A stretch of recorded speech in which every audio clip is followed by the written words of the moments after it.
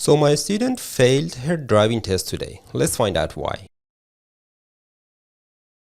So the examiner asks the student to turn right at the traffic lights.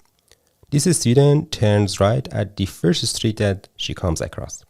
So this street is not traffic lights. This is the first street. The examiner says turn right at the traffic lights. And the traffic light is up there. And this lane can only go right. If you come to this lane, you have to go right. Even if you made a mistake, you have to turn right here. You cannot go straight from this lane. And this student wants to make up for the mistake. So she wants to go straight from this lane to turn right at the traffic lights. And then this happens.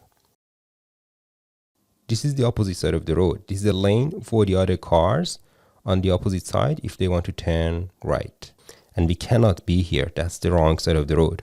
And that was the fail for this student right at this point. So the examiner stops the student and directs her back to the test center.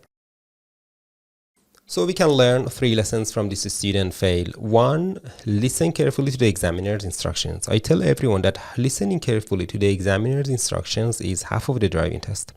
So if the examiners tell you to turn right at the traffic lights, turn right at the first street, don't mix these two. If they tell you to turn right at the traffic lights, look ahead, past the first street, don't turn right at the first street, see where the traffic light is, and turn right at the traffic lights.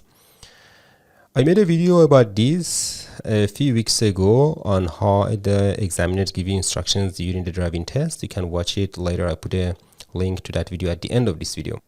2, see the roads carefully. If the examiners tell you to turn right at the traffic lights, turn right at the first street, just look ahead and see where the street or the traffic light is and follow the examiner's instructions.